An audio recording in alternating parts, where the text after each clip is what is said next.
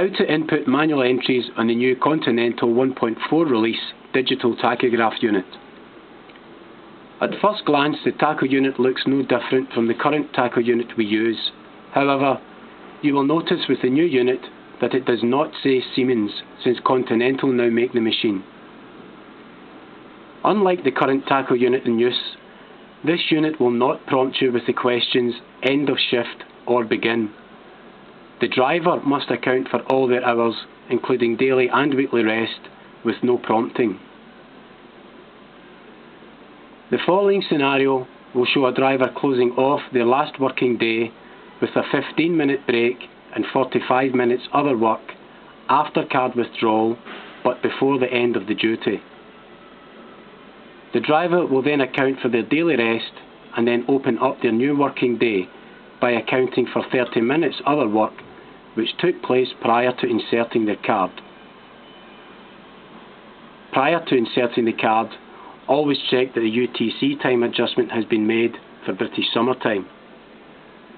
And we see the map there with the thick plus sign. So we insert our card.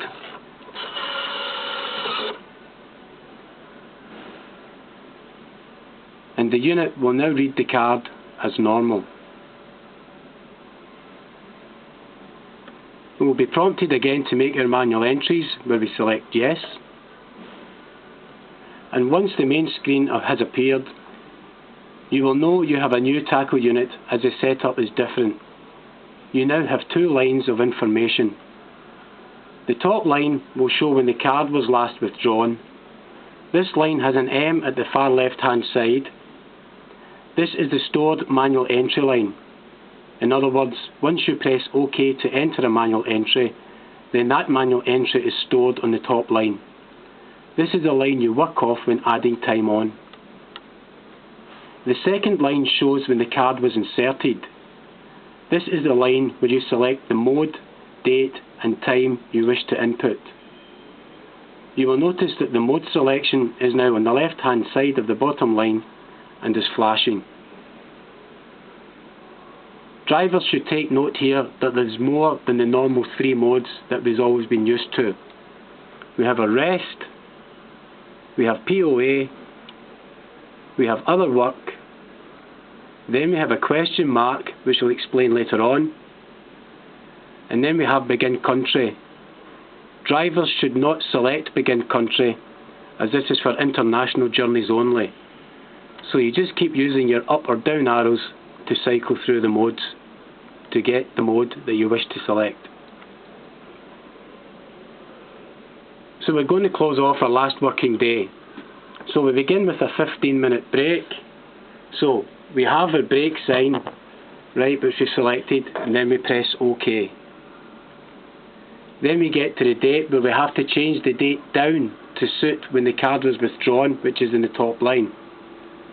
Press the down arrow and we see we've now selected 9 and we have 14:21. Again, remember that it's the top line that we work off. OK, so press OK and we get to the 14. We're staying on 14 because we're just adding on 15 minutes. So we press OK again till we get to the minutes and we're going to go to 14:35. Again, we're working off the top line for adding the time on.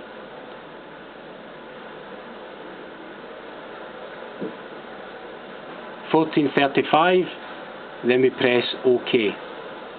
Now you can see that the manual entry we've put in is banked on the top line.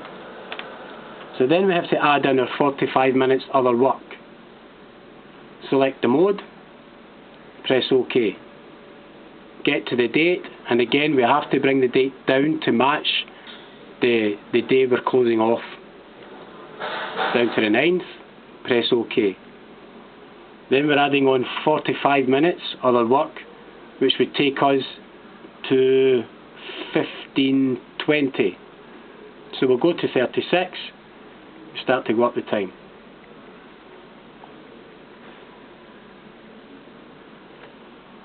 Now as you can see from that point, it didn't go by the hour for me.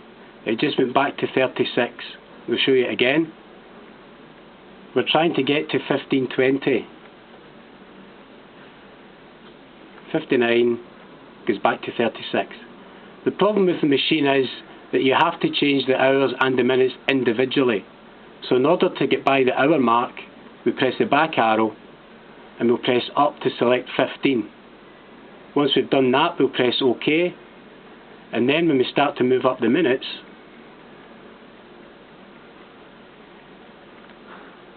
you'll see that it now goes by the hour mark. It doesn't change the hours for us, as we said, because the hours and the minutes work individually, as do the days, the months and the years as well, and they work the same way. So we're putting this up to 15:20 for a 45 minutes break.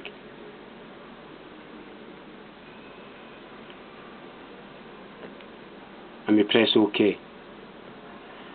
At this point, this is the end of the driver's working day, and now he has to account for his daily rest or weekly rest if you were taking it over the weekend or whatever.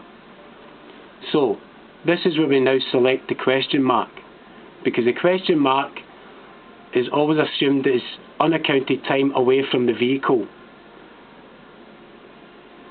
In other words, when a card has not been inserted in anything. So we select the question mark, press OK. We don't change the date because now we're going to go and select the start time of our new working day. So we began at 11:23.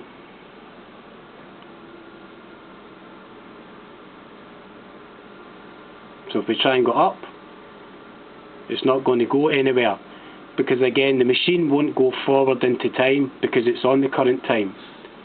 So we have to work down the way in order to get 23.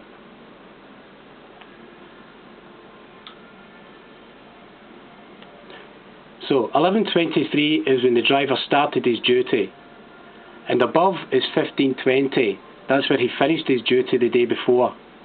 So because we've selected the question mark, once we press OK, that is the driver accounting for his daily rest. So what he is stating is between 15:20 and 11:23, the question mark is showing unaccounted time, where it is always assumed that a driver is on daily or weekly rest.